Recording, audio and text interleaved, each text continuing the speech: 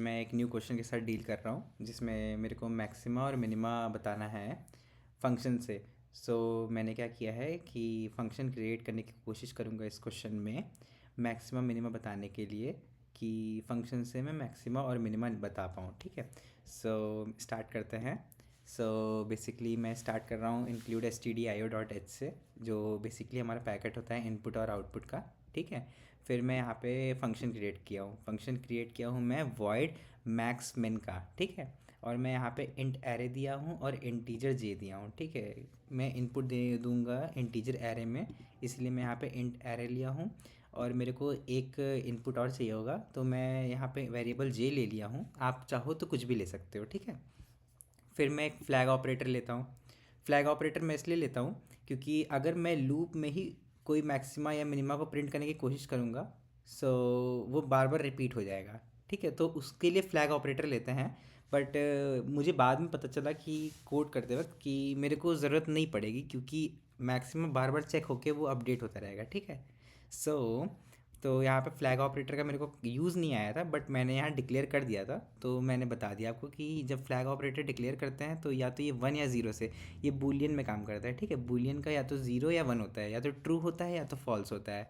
Okay, फिर मैं यहाँ पे आता हूँ फिफ्थ लाइन पे जब मैं आया तो मैंने मैक्सिमा को एरे ज़ीरो पे इंडेक्स पे जो वैल्यू थी एरे, उसको डिक्लेयर करके उसको पास कर दिया कि int maximum is equal to जो एरे इंडेक्सिंग ज़ीरो पे वैल्यू है उसको मैं दे देता हूँ मैक्सिमम को, और मिनिमम को भी मैं वही वैल्यू देता हूँ। ठीक है, अब मैं आपको लॉजिक समझाता हूँ। ठीक है, जैसे कि आप देख रहे हो कि मैंने यहाँ पे इफ़ कंडीशन लगाई है। तो इफ़ कंडीशन से क्या है कि मैंने चेक किया है कि क्या जो एरे आई, मतलब कोई एरे इंडेक्सिंग आई पे है, वो क्या मैक्सिमा से बड़ा हो सकता है।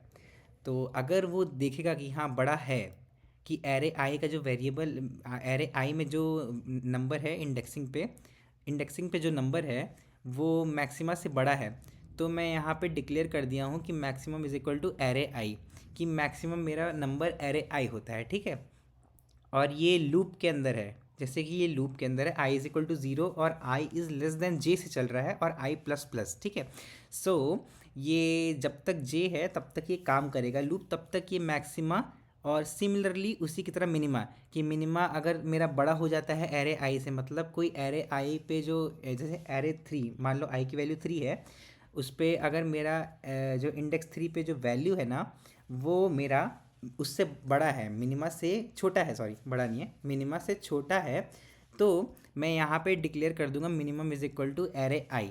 ठीक है, फिर यहाँ पे मेरा ये लॉजिक ख़त्म होता है।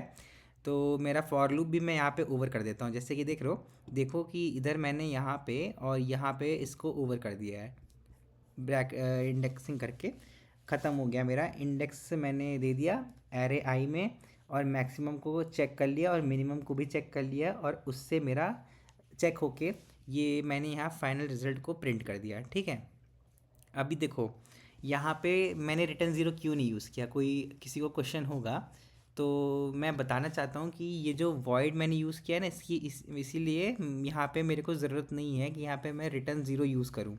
अगर मैं यहाँ पे इंट यूज़ करता तो मेरे यहाँ पे कोई रिटर्न टाइप देना पड़ता, क्योंकि इंटीजर वैल्यू में रिटर्न टाइप देना होता है। ठीक है, ये रूल होता है बेसिकली, आप मान सकते हो रूल है। ठीक है, उसके बाद मैं इंट मीन से फंक्शन बनाते वक्त ये चीज़ ध्यान रखना कि कभी भी फंक्शन डिक्लेयर कर रहे हो या कुछ भी डिक्लेयर कर रहे हो, वो कभी फंक्शन से कोई कोड स्टार्ट नहीं होता, वो हरदम स्टार्ट होता है इंट मेन से।